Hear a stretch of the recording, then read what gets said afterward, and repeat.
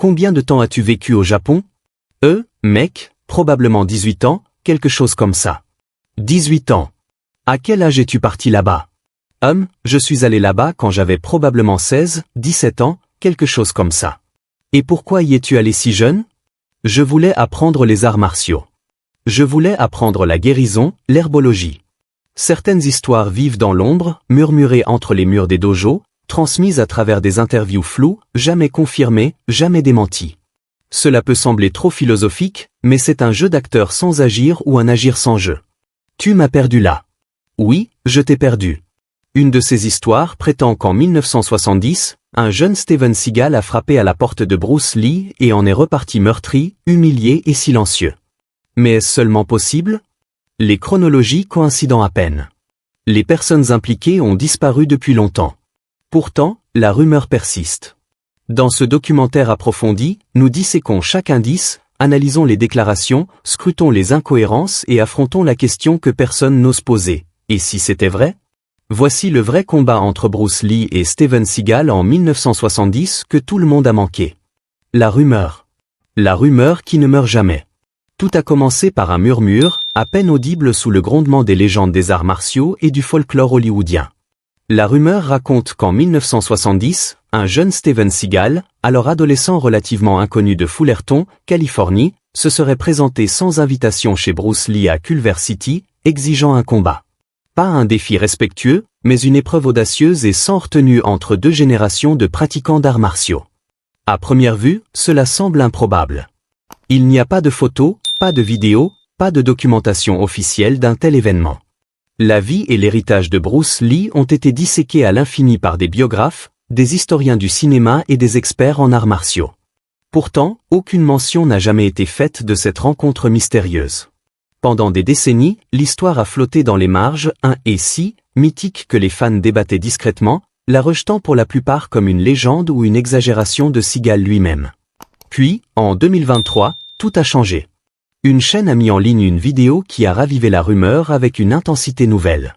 La vidéo présentait un homme prétendant être un ami proche de Seagal, quelqu'un qui affirmait avoir été présent ce jour-là.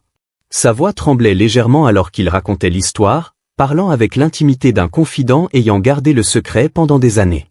Selon lui, la visite était soudaine et non annoncée. Steven, alors adolescent confiant mais audacieux, aurait conduit de Fullerton à Culver City, déterminé à se mesurer à la légende. Le témoin a décrit la réaction initiale de Bruce. Un mélange de surprise, d'amusement et peut-être d'irritation lorsque la sonnette a retenti. Ce qui s'est ensuivi, selon le témoin, n'était pas un simple échange amical, mais une leçon brutale. Bruce Lee, réputé pour ses réflexes fulgurants et son esprit stratégique, aurait combattu Seagal avec les mains derrière le dos, un geste à la fois symbolique et humiliant. En quelques minutes, le jeune challenger gisait blessé, son orgueil brisé, et aurait même eu besoin d'une ambulance. Cette affirmation sensationnelle s'est répandue comme une traînée de poudre. Les clips d'interviews de Seagal ont été scrutés pour y déceler des indices de vérité ou de tromperie. Historiens et fans ont recoupé les dates, les lieux et les détails biographiques. Était-il possible que le monde ait ignoré un affrontement épique entre deux titans? Une escarmouche secrète qui aurait réécrit l'histoire des arts martiaux? Le toc à la porte. Le combat a commencé un après-midi apparemment ordinaire à Culver City, Californie, vers 1970. Bruce Lee, au sommet de sa forme physique et de son charisme, était profondément absorbé par son entraînement. Contrairement aux combats chorégraphiés et soignés des films, ses sessions dans son jardin étaient brutes et empreintes de l'esprit de la maîtrise. Entouré d'un groupe restreint d'élèves et d'amis qui le vénéraient non seulement comme un artiste martial, mais comme un visionnaire, Bruce démontrait ses mouvements signatures de Jeet Kune Do avec une fluidité et une vitesse que peu pouvaient égaler. Soudain, cette scène paisible fut interrompue par un coup inattendu à la porte d'entrée. Selon le témoin, qui est devenu viral sur Internet, le visiteur n'était autre qu'un jeune Steven Seagal, accompagné du témoin lui-même. Seagal, alors adolescent ou très jeune adulte, était apparemment impatient de rencontrer la légende Bruce Lee. Ils ont frappé fermement, mais la porte est restée fermée. Pas de réponse. Bruce et ses amis étaient trop absorbés par leur entraînement pour entendre les visiteurs au début. Ne se laissant pas décourager, Seagal et son compagnon ont contourné la maison pour atteindre le jardin où l'entraînement avait lieu. Le jardin était modeste, typique des maisons californiennes de l'époque, avec une dalle de béton et quelques équipements sommaires, mais c'était un terrain sacré pour Bruce et ses disciples. Là, le témoin affirme qu'ils ont trouvé Bruce Lee et son groupe en pleine session de sparring. Seagal, grand et confiant, s'est présenté avec un calme affirmé mais provocateur. Ce n'était pas un simple bonjour. Il aurait défié Bruce à un combat sur le champ. L'audace de cette démarche a stupéfié tout le monde. Le témoin se souvient de la réaction de Bruce comme un mélange de surprise et d'amusement. Il a ri, non pas par mépris, mais par incrédulité sincère. Pour lui, l'insistance de cet étranger semblait presque naïve, peut-être même un peu irrespectueuse. Après tout, Bruce était connu pour sa philosophie d'entraînement stricte et avait peu de patience pour les fanfaronnades. Mais Seagal, imperturbable, a insisté. Il aurait dit à Bruce qu'il ne partirait pas sans un combat. Ce moment, selon le témoin, était chargé de tension. Ce qui s'est passé ensuite n'avait rien d'une session d'entraînement amical ou d'un échange poli entre artistes martiaux. Selon le seul témoin oculaire prétendant avoir été présent, l'atmosphère a rapidement basculé de la curiosité à quelque chose de bien plus sérieux, une confrontation brutale et impitoyable qui marquerait tous les présents. Bruce Lee, entouré de son cercle rapproché d'amis et de partenaires d'entraînement réunis dans son modeste jardin à Culver City, n'a pas scié face à ce défi inattendu. Il n'y avait ni hésitation dans sa posture, ni trace d'amusement ou de colère. Au lieu de cela, il y avait une présence calme et imposante, le genre de calme qui précède une tempête. Avec des pas mesurés, Bruce s'est avancé, réduisant la distance avec une grâce délibérée qui en disait long. Ce n'était pas une invitation à jouer. C'était une leçon sur le point d'être donnée. Contrairement au rituel habituel des arts martiaux, fait de salut et de poignées de main, l'acceptation de Bruce était marquée par un silence profond. Ses mains restaient croisées derrière son dos, une posture presque désinvolte qui dissimulait la précision mortelle qui allait bientôt se déployer. Seagal, confiant dans la puissance et le contrôle acquis grâce à son entraînement précoce en aïkido, a pris une posture de combat. Son corps imposant était tendu, chaque muscle prêt à bondir comme un ressort. Pourtant, il s'engageait dans un type de combat très différent, un combat qui ne répondait pas à la force par la force, mais au timing et à la technique avec une efficacité dévastatrice. Le combat a éclaté sans avertissement. Il fut rapide, brutal et chirurgical. Pendant à peine 2 minutes intenses, le jardin s'est transformé en un tourbillon de mouvements et de sons. Le témoin se souvient du rythme presque hypnotique des coups de pied de Bruce, vifs, claquant comme un fouet dans l'air. Il se déplaçait avec une fluidité qui semblait sans effort. Chaque coup était porté depuis des angles inattendus, brisant l'équilibre naturel de Seagal. Remarquablement, Bruce n'a jamais utilisé ses mains. Ses jambes sont devenues des instruments de précision, traversant l'espace à une vitesse fulgurante. Des coups de pied latéraux visaient les jambes, les hanches et le torse de Seagal, tandis que son jeu de jambes changeait avec une aisance trompeuse. Chaque tentative de Seagal pour réduire la distance était contrée par une riposte parfaitement synchronisée. La puissance des coups était immense, non pas une force brute, mais une énergie concentrée et affûtée qui ne laissait aucune marge d'erreur. Seagal se retrouvait déséquilibré, luttant pour réagir. Ses défenses habituelles en aïkido étaient incapables d'anticiper ou d'absorber la pression implacable. Chaque pas en avant était accueilli par une réponse punitive. Sa confiance vacillait sous la tempête des coups de Bruce. Puis vint le coup final, un coup de pied latéral bas et rapide qui a frappé la cuisse de Seagal avec assez de force pour faire plier sa jambe. Avant qu'il ne puisse se reprendre, Bruce a enchaîné avec un coup de pied circulaire qui a balayé les jambes de Seagal, envoyant la silhouette imposante s'écraser au sol. Le jardin est devenu silencieux. Seagal gisait immobile, meurtri et humilié. Le choc de cette défaite soudaine et écrasante l'a laissé sans voix, sans protestation ni défi. Bruce Lee, impassible, a reculé de quelques pas, les mains toujours derrière le dos, son expression indéchiffrable. Sans un mot, sans un regard, il s'est éloigné, quittant la scène avec l'autorité tranquille de quelqu'un qui avait fait passer un message et n'avait besoin d'aucune explication supplémentaire. Autour d'eux, les amis de Bruce échangeaient des regards mal à l'aise. Ils n'étaient pas sûrs d'avoir assisté à un simple combat d'entraînement, à un avertissement brutal ou à quelque chose de plus profond. L'énergie dans le jardin était lourde de stupéfaction. Après plusieurs minutes tendues, l'ami de Seagal a finalement appelé à l'aide. Le combat était terminé, mais les conséquences ne faisaient que commencer. Il n'y a pas de photos, pas de témoins corroborant au-delà du récit de cet homme. L'histoire flotte dans l'air comme une légende, mi-vérité, mi-rumeur. Cette rencontre, si elle est vraie, aurait laissé une marque indélébile sur la psyché de Seagal, façonnant une rivalité et un ressentiment profond qui ont influencé sa carrière future. Mais combien de tout cela est factuel et combien est mythique? La version de Seagal. Avance rapide jusqu'en 2012, des décennies après l'incident présumé. Steven Seagal s'est assis avec le journaliste renommé en arts martiaux Michael Chavelle pour une interview approfondie. L'ambiance était cordiale, le ton réfléchi. Lorsqu'on lui a posé des questions sur Bruce Lee, l'attitude de Seagal s'est transformée en un mélange de respect et de nostalgie. Il a décrit Bruce comme aimable et accueillant, quelqu'un qu'il avait intégré à la communauté des arts martiaux. Seagal a raconté avoir rencontré Bruce par des amis communs, laissant entendre un lien forgé par des intérêts partagés et des liens familiaux. En particulier, Seagal a mentionné un détail intime. Bruce Lee aurait amené son jeune fils, Brandon Lee, à des rassemblements où ils plaisantaient sur la ressemblance frappante de leurs enfants, disant qu'ils ressemblaient à de petits garçons caucasiens. Ce détail était censé humaniser les deux hommes, montrer leur connexion personnelle au-delà de la légende des arts martiaux. Pourtant, ce récit a immédiatement soulevé des questions parmi les historiens et les fans. Brandon Lee est né en 1965. Le premier enfant connu de Seagal n'est né qu'en 1975, 10 ans plus tard. À l'époque où Bruce vivait et s'entraînait à Culver City, Seagal était un adolescent sans enfant. La chronologie ne correspond pas. Cette incohérence a conduit beaucoup à remettre en question la fiabilité des souvenirs de Seagal ou l'exactitude de son récit. S'agissait-il d'une erreur honnête ou de quelque chose de plus délibéré, une narrative construite pour renforcer l'image de Seagal dans le monde des arts martiaux? Le mystère s'épaissit lorsqu'on considère l'absence de corroboration de la part de l'entourage proche de Bruce Lee. Aucun entretien enregistré, aucune lettre ni biographie ne mentionne la présence de Seagal ou un quelconque défi de combat. Aucune photo ni aucun témoin des cercles de Bruce n'a émergé pour soutenir cette histoire. Alors, de quoi Seagal se souvient-il exactement dans sa version des faits? Et dans quelle mesure l'histoire virale de l'affrontement dans le jardin est-elle une légende ou une pure fabrication? La chronologie. La chronologie s'effondre. Au début des années 1970, Bruce Lee se trouvait à un tournant décisif de sa vie personnelle et de sa carrière naissante. Après des années d'entraînement physique intense et de travail dans le cinéma, 1970 a apporté des revers inattendus.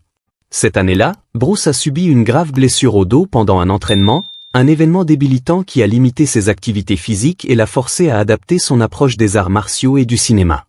Malgré cela, il se préparait pour ce qui deviendrait son film révolutionnaire, The Big Boss, qui le propulserait d'un artiste martial de niche à une icône cinématographique internationale.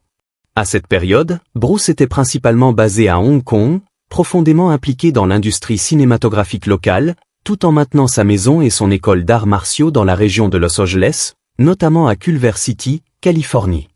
Sa réputation d'innovateur en arts martiaux grandissait, mais il était également extrêmement concentré sur le raffinement de sa philosophie de combat unique, le Jeet Kune Do, qui mettait l'accent sur la fluidité et la praticité plutôt que sur des styles rigides. Pendant ce temps, l'histoire entourant Steven Seagal à la même période est moins concrète et enveloppée d'ambiguïté. La plupart des biographies fiables indiquent que Seagal a terminé le lycée plus tôt que la moyenne et a déménagé au Japon en 1971. C'est au Japon qu'il a commencé à étudier sérieusement l'aïkido, un art martial japonais ancien axé sur l'harmonisation avec les mouvements d'un adversaire plutôt que sur l'opposition de force à force. Importantement, toutes les sources indiquent que son entraînement formel en aïkido n'a commencé qu'après son déménagement au Japon. Il n'existe aucune preuve crédible que Seagal ait pratiqué ou même commencé à s'entraîner en aïkido en Californie. De plus, il y a une absence notable de preuves photographiques, de témoignages oculaires ou de mentions dans les biographies exhaustives de Bruce Lee et son histoire documentée qui soutiennent l'idée que Bruce et Seagal se soient rencontrés, encore moins qu'ils se soient battus. La communauté des arts martiaux de l'époque, y compris ceux qui étaient les plus proches de Bruce Lee, n'a jamais validé cette rencontre présumée. Pourtant, il y a un détail intrigant, presque tentant, qui maintient la rumeur en vie, la chronologie géographique.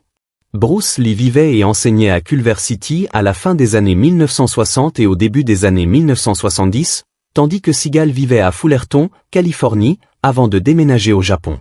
Bien qu'ils vivaient dans des parties différentes du sud de la Californie, les périodes se chevauchent techniquement au début des années 1970.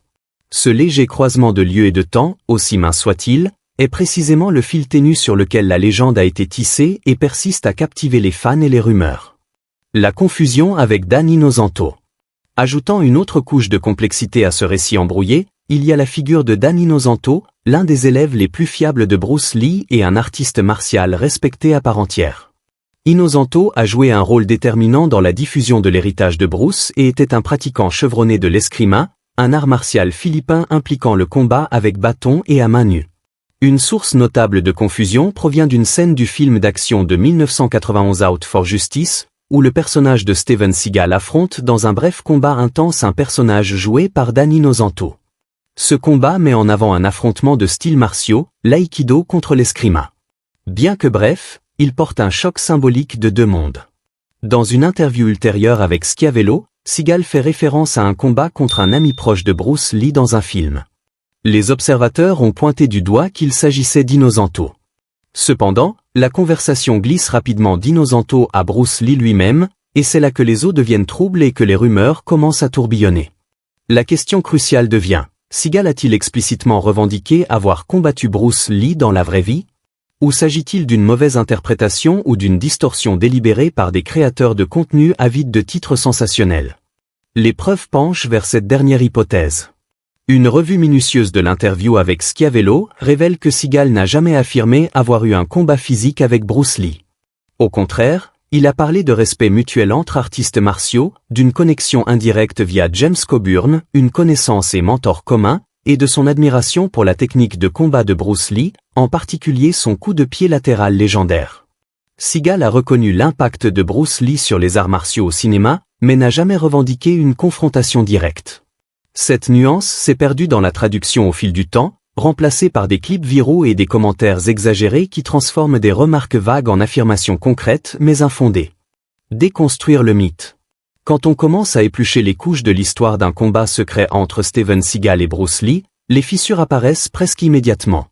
Le récit, bien que captivant, ne résiste pas à l'examen des chronologies ou de l'histoire documentée. Premièrement, considérons le parcours martial de Seagal. Selon ses propres dires et les registres externes, il n'a pas sérieusement commencé à s'entraîner en aïkido avant le milieu des années 1970. C'est un détail crucial car Bruce Lee est tragiquement décédé en 1973. La chronologie ne correspond tout simplement pas. Seagal n'aurait pas pu être un combattant d'aïkido aguerri capable de défier Bruce Lee avant sa mort, car il n'était pas encore pleinement immergé dans cette discipline. En fait, la fenêtre pour qu'ils se croisent professionnellement était extrêmement étroite, voire inexistante. Ensuite, il y a la question des rencontres ou contacts documentés. Malgré des décennies de chroniques exhaustives de la vie de Bruce Lee, aucune preuve crédible ne place Seagal dans ses cercles proches ou en contact direct avec lui avant 1973. Les associés les plus proches de Bruce, comme Linda Lee, sa femme, Dan Inosanto, l'un de ses meilleurs élèves et amis proches, et Taki Kimura, un autre disciple de confiance, sont tous restés totalement silencieux sur cette question. Ces personnes vivaient avec Lee, s'entraînaient à ses côtés et connaissaient intimement chaque moment important de sa vie. Si un événement aussi dramatique qu'une confrontation physique avec Seagal avait eu lieu, surtout une qui aurait nécessité une ambulance, il aurait été impossible qu'il reste silencieux. De plus, la chronologie concernant la famille ajoute encore plus de doutes. Brandon Lee, le fils de Bruce, était déjà un jeune enfant à l'époque où Seagal a eu ses premiers enfants. Cela écarte toute notion d'une connexion mentor-élève ou familiale qui pourrait expliquer un combat caché ou une rivalité. Cela isole encore davantage Seagal de la véritable chronologie de Bruce. Le plus révélateur, peut-être, est la nature même de Bruce Lee. Connu pour sa documentation obsessionnelle, Bruce tenait des notes méticuleuses et était régulièrement interviewé sur son entraînement, sa philosophie et ses expériences. Un combat avec un autre artiste martial, surtout un qui se serait terminé par la retraite dramatique ou la blessure de Seagal, aurait été une histoire que Bruce n'aurait jamais oubliée. Un tel événement serait certainement apparu dans ses écrits ou aurait été mentionné dans des interviews. Pourtant, il n'y a aucune trace de cela nulle part. Quand tous ces éléments sont réunis, absence de témoins crédibles, chronologie conflictuelle, absence dans les archives de Bruce Lee et silence de ceux qui lui étaient les plus proches, l'histoire de ce combat secret s'effondre rapidement. Il devient clair que cette confrontation légendaire est presque certainement une fabrication née d'un mythe plutôt que d'un fait. Le véritable combat entre Bruce Lee et Steven Seagal n'était pas une rencontre physique réelle, mais une longue bataille qui n'a eu lieu que dans l'esprit des fans et des passionnés d'arts martiaux. Cependant, cela ne signifie pas nécessairement que ces deux légendes ne se sont jamais croisées ou influencées d'une manière que le monde n'a jamais apprise. Conclusion, Les retombées psychologiques. Que Steven Seagal ait ou non croisé le chemin de Bruce Lee dans un vrai combat, une chose reste indéniablement claire. Bruce Lee a occupé une place immense dans la carrière et le récit personnel de Seagal. Pendant des décennies, Seagal a gravité autour de l'héritage de Lee, son nom résonnant dans les interviews et même dans des moments de critique voilée. Cette fixation n'est pas accidentelle. Elle révèle un paysage psychologique complexe où admiration, rivalité et tension non résolues s'entrelacent. Bien que Steven Seagal n'ait jamais ouvertement attaqué l'héritage de Bruce Lee, un schéma de contradiction subtil a émergé au fil des années, suggérant quelque chose de plus profond. Pas de la haine, mais une rivalité non résolue. Seagal se positionne souvent comme le seul véritable artiste martial à Hollywood. Il a rejeté Jean-Claude Van Damme, moqué Michael J. White, ri de Chuck Norris. Pourtant, ces mêmes figures, comme Norris, ont entraîné directement avec Bruce Lee et n'ont jamais remis en question ses compétences. En fait, c'est ce que Seagal ne dit pas qui parle le plus fort. Il veille à ne jamais qualifier Bruce Lee de combattant. Il trace souvent une ligne nette entre les artistes martiaux de cinéma et l'expérience réelle de combat, se plaçant toujours du côté de cette dernière. Un commentaire, une remarque désinvolte à la fois, Seagal crée une distance comme s'il essayait, sans y parvenir, de dépasser une légende qui est morte avant qu'il ne devienne célèbre. Comme si, malgré toutes ses références en aïkido, il restait dans l'ombre de Bruce Lee. Certains disent que ce ressentiment vient de l'envie. D'autres disent que c'est de l'ego. Mais ceux qui étaient proches de Bruce savaient que s'il avait un jour humilié quelqu'un dans un combat privé, il n'en aurait jamais parlé. Et si cette personne avait quelque chose à prouver, elle pourrait passer le reste de sa carrière à nier que cela s'est produit tout en ne le laissant jamais vraiment partir. Mais sous la surface, cet engagement continu avec l'image de Bruce Lee révèle une lutte plus profonde. Le défi de vivre dans l'ombre d'une légende qui a redéfini le cinéma et la culture des arts martiaux pour toujours. Bruce Lee est plus qu'un homme pour Seagal. Il est une icône, un repère et une norme inatteignable. Les comparaisons sont inévitables, et les efforts de Seagal pour affirmer sa propre identité semblent souvent alimentés par un besoin de réconcilier cet héritage impossible. L'histoire d'un combat entre les deux, qu'elle soit imaginée, exagérée ou fabriquée, fonctionne comme un symbole psychologique. Pour Seagal, cela pourrait représenter un fantasme de victoire contre un adversaire imbattable, une récupération symbolique de respect ou de validation. Alternativement, cela pourrait servir d'excuse, une narrative pour justifier des frustrations, des affronts perçus ou l'acceptation insaisissable qui a poursuivi Seagal tout au long de sa carrière. Dans tous les cas, cette histoire souligne les dynamiques complexes de la rivalité et de l'héritage dans le monde des arts martiaux. Croyez-vous que Bruce Lee et Steven Seagal se sont vraiment battus ce jour-là en Californie, ou est-ce juste un mythe qui échappe à tout contrôle? Partagez vos pensées dans les commentaires. Merci d'avoir regardé cette vidéo avec nous et à la prochaine.